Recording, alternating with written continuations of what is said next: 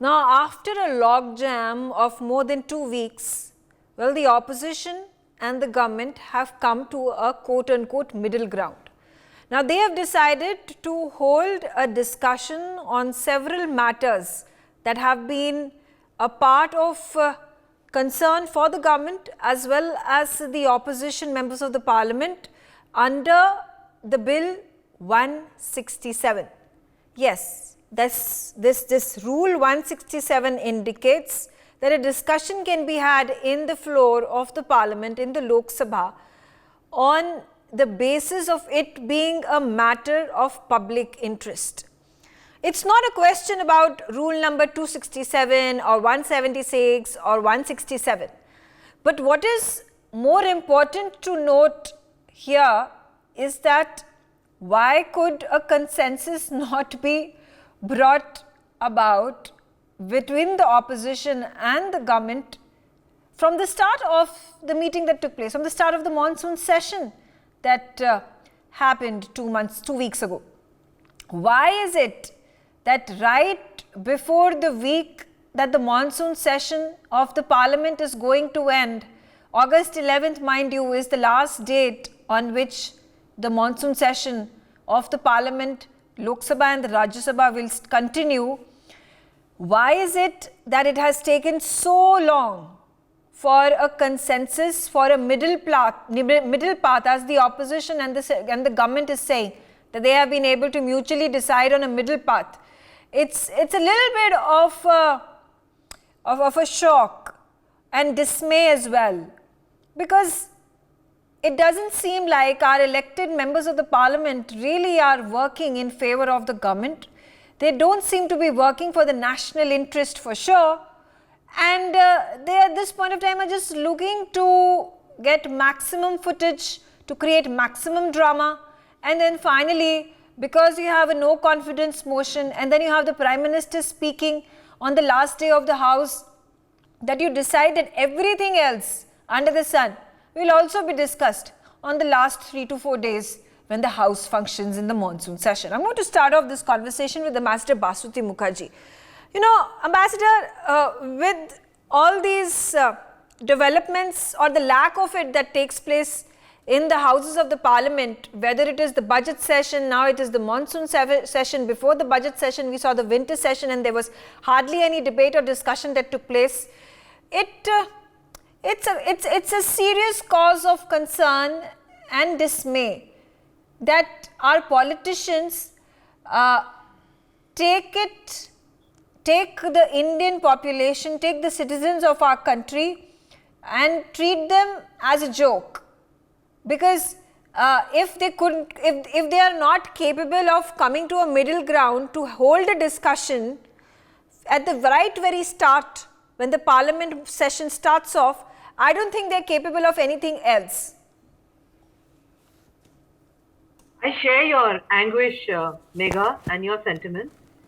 Actually, it was never clear to those of us who are not members of parliament as to what was such an issue in insisting that our Prime Minister should go and address the Parliament with regard to the Manipur situation, when the Home Minister, who is directly concerned, who's been to Manipur many times, offered several times to speak on the matter.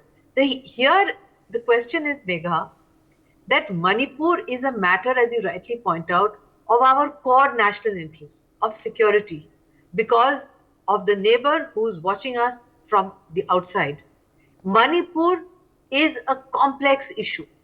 Manipur is an issue where there are tribal communities who appear to have gone down such a long path away from each other that it is the moment for the nation to engage in helping back the process of mutual reconciliation and confidence building between estranged brothers and sisters of the same country. That is not the time to indulge in such divisive politics which are being watched by our neighbors, by the United States, by the West, and also by India's enemies within India. It would have been far more dignified, as you rightly pointed out, that when the government and the speaker several times tried to organize a compromise by which there would be a discussion and that the Home Minister would respond on behalf of the government, which actually is a normal situation when there is a question of internal conflict in the country. It's the Home Minister who responds. It should have been agreed to a long time ago, but we must not forget, Megha, that this is pre-election year. So all these antics, in my perspective, all these undignified antics and sloganeering and shouting and sitting outside under Mahatma Gandhi's statue, then going inside into the boil of the house, insulting repeatedly the Lok Sabha speaker, who then said he won't come, so that they have to go to apologize and make him come back. All this could have been avoided. All this actually gives the erroneous impression to outsiders that we are not serious about our situation, and it gives the impression. What impression does it give to the people of Manipur? It's not some kind of a theater or comedy. It's a tragedy that is unfolding, and we should seriously try to engage in it. Megha. You're absolutely right, and you make all these valid points over here against these politicians, against these members of the parliament who see the floor of the parliament, the floor of the Lok Sabha and the Rajya Sabha to be their area of performing as if it's a theatre, and they have come out to entertain the public or hold those grandstanding matches one against the other. But Gautam, quickly a response from you as well. Now, I don't know, about the technicalities. Perhaps a layman would not be able to understand them. And when they come into the discussion, and when there are politicians and members of the parliament speaking about this, speaking to the media, speaking to public, and they talk about all these rules, rule 167 and rule 267 and rule 176. Now, if the politicians had to come to a consensus, and it took them 2 weeks to do so, what was the reason for this entire tamasha that was taking place is one big question that comes to my mind, and me being a representative of the public of our country, I'm guessing everybody else is also thinking the same.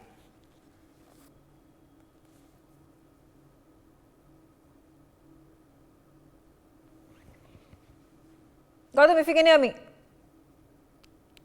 Yes, I didn't realize that was for me. Yes, I think the whole mission of the opposition from the word go has been to try and corner Narendra Modi, and they are going to absurd lengths because, that as Ambassador Mukherjee just pointed out, the Home Minister is quite high enough to answer these questions. He has been involved in the strategizing over Manipur. Manipur is being misrepresented as a Christian-Hindu conflict, when in effect, the government of Manipur, the Chief Minister and his cabinet, have been working for some time to try and crack down on the drug trade over there and the people who are involved with it, which unfortunately happen to be Kukis and Rohingyas, all from Burma, across the border from Myanmar, and that's where the trade is coming in from, and then distribution is happening in India as well as back out across the border. This is not new. This has been going on for decades, and under the Congress government, this was ignored, and in fact, a special status was granted to the Kukis, and the number of people who were killed in various conflicts and crackdowns were far higher than what you're seeing now. Now we are talking of under 200. In the past, they would go up to 500 and more. Yes, because the crackdown has been vigorous, there have been a lot of people displaced, as many as 50 or 60,000 who have moved into temporary camps. But the crackdown on the drug trade is working. Now, this is not what the opposition wants to hear. The opposition has framed this in terms of a Kuki-Meitei conflict in which the central government is not taking a proper interest, and in fact, the Prime Minister is not bothered.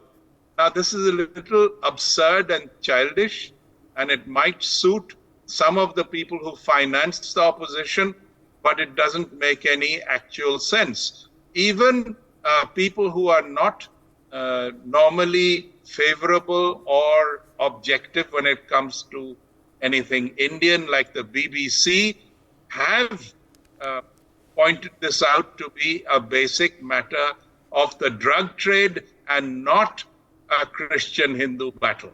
Okay. So, what is the point of carrying on and on? And the Prime Minister very rightly is going to answer, which is procedural when you put in a no confidence motion, Okay. even though they don't have the numbers.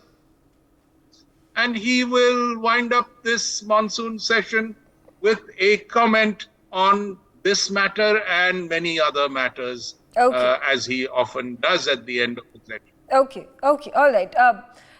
Major General Sudhakar ji, a very important point raised by Ambassador Basuti Mukherjee, and a couple of days ago, international newspapers and news channels and other media agencies were carrying these headlines on their front pages, on the top of their news build-up, and that was about how there were quote-unquote communal clashes that were taking place in India right ahead of the G20 summit. Now, international summit where the heads of the states were all going to arrive in India and converge in discussions and conversations. I will not fault it on the foreign media to put this information out in a way that they have. It definitely is our fault in not being able to mitigate the crisis and resolve it to begin with. Also, there are forces that are involved, that may be domestic, that may be outside of India, looking to foment trouble in our country by way of whether it is Manipur or Haryana that is taking place, and then create this kind of buzz domestically and more importantly internationally as well, to tell people, say, look and see what is happening in India. They can't even handle their communal clashes that take place. There's north-south divide clashes that they take place. And do you think this country can be responsible enough to hold an international convention, the magnitude of a G20? And to make matters worse, instead of debating and discussing this matter calmly in a constructive fashion on the floor of the houses, the opposition and the government are fighting against each other, saying that you need to fight, or you need to discuss it under this rule and that rule, and not here and not there, and so on and so forth. Obviously, this is mockery of our constitution, the tools that have been given within our constitution to then deliberate, discuss and find solutions to a problem which is as crucial, as serious and sensitive as Manipur. Megha, good evening. Thank you for getting me to your show. I couldn't agree with you more. In fact, I must compliment you for the long narrative you have painted. In my opinion, I was wondering as to why a soldier has been invited in the panel discussion, which is loaded with political overtone. But now, after having heard the ambassador and Dr.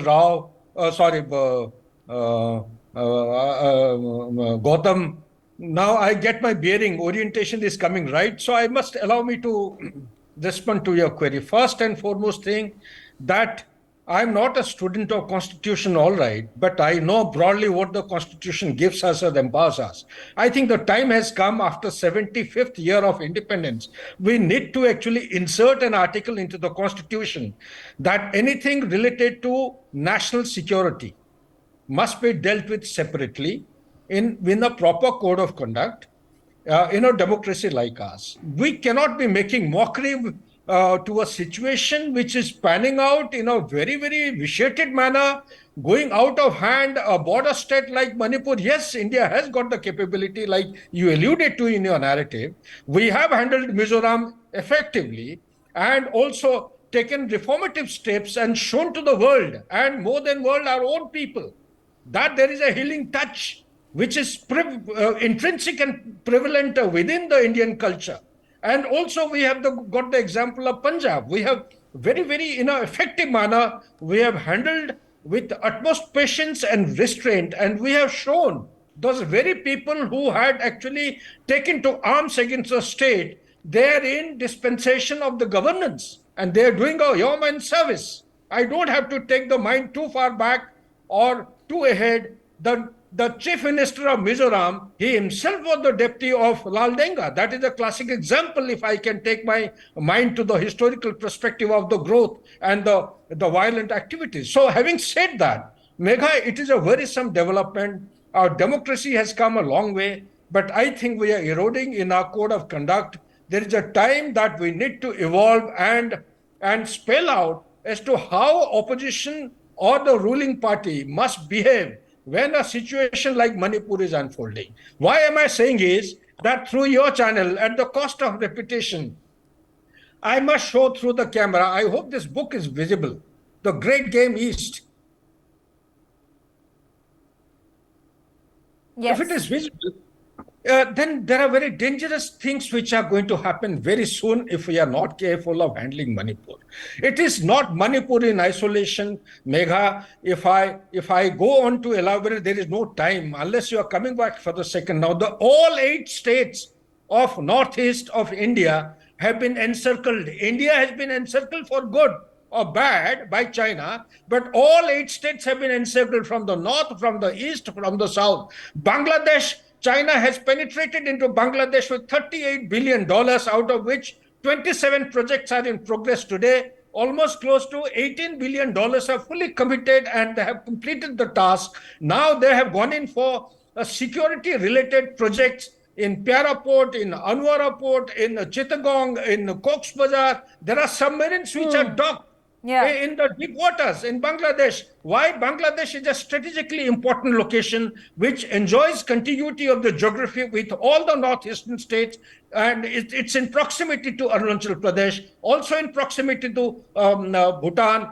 as also Nepal. The Siliguri corridor can be easily dominated from this side, as well as the Doklam. After having blocked them at Doklam in 2017, about 9 kilometers east of that particular red line, they have started making a road which is meandering towards the Jampari Ridge. Why are they time and again coming up to the Jampari Ridge? Are they coming there for picnics?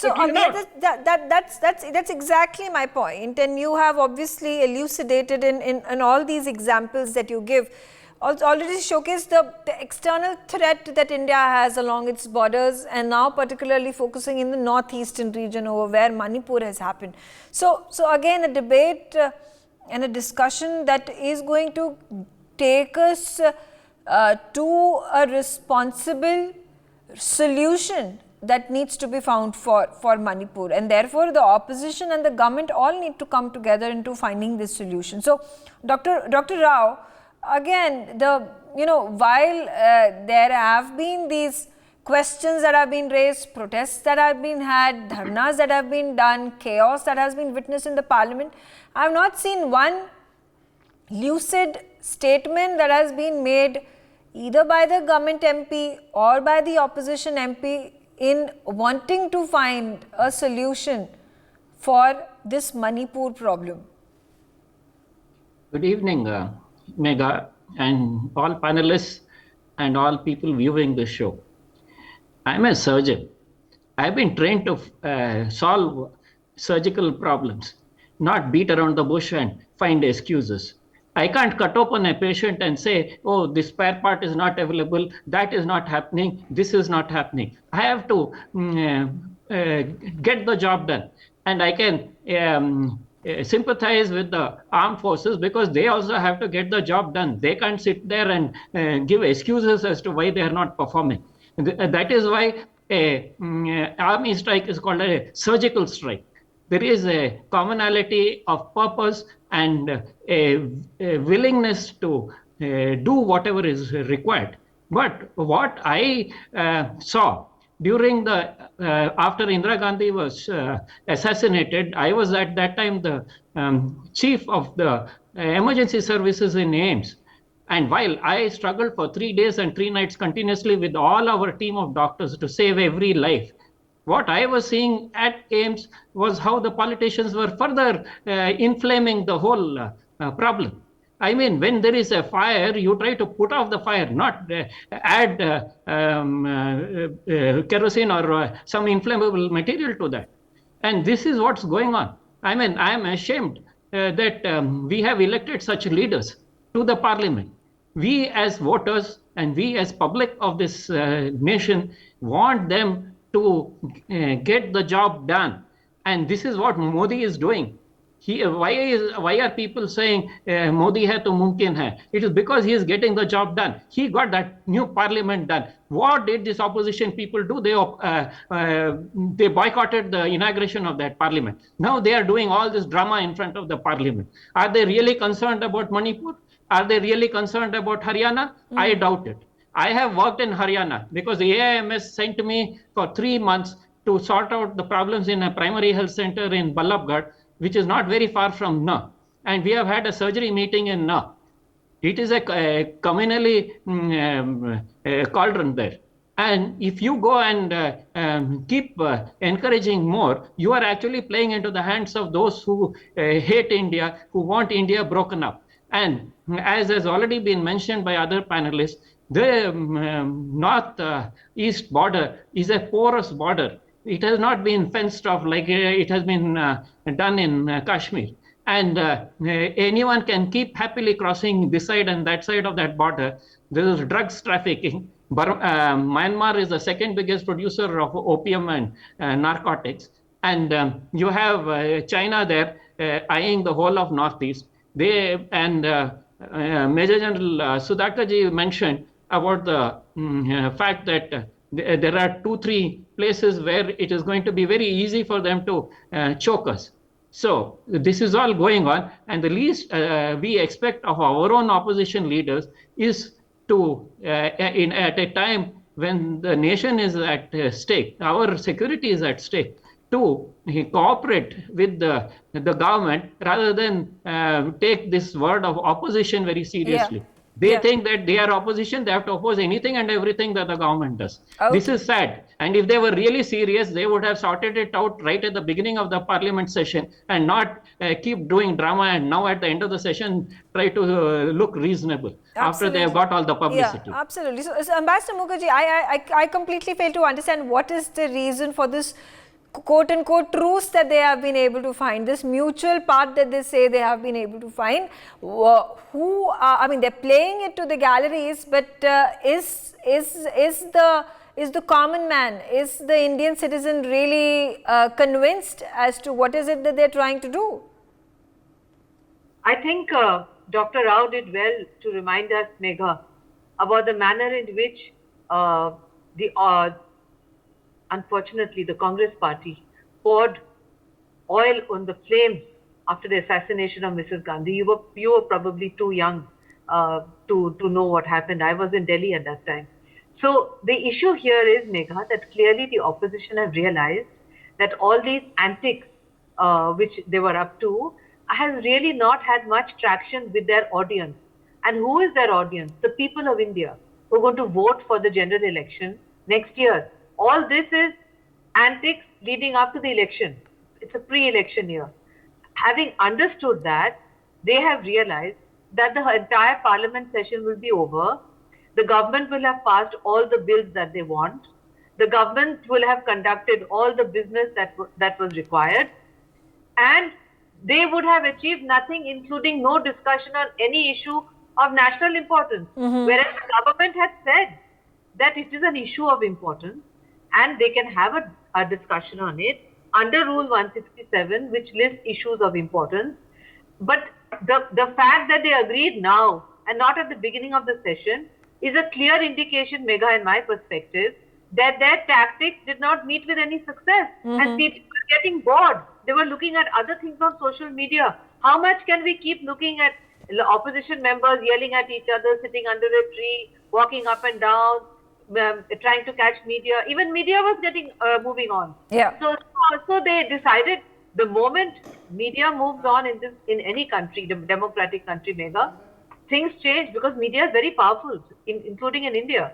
And so I think they realized that it would be more useful for them to have a discussion, a calm discussion. But in my perspective, that calm discussion is also good for India, because that discussion is important so that people of India understand the complexity of the situation, as has been rightly pointed out, about the narcotics trade, about the manner in which China is trying to undermine the stability of our Northeast, how everything was cool and calm 3 months ago, and what happened in 3 months, what is the actual story, that is something the nation needs to know, and that will come out in this discussion, which I'm sure we will cover in your news channel, Megha, under your inspiring anchoring, and then we will be able to have a better discussion on should we have managed it better, were there mistakes, were there fault lines, or under the circumstances, can we put this behind us and move on? I would prefer the second option,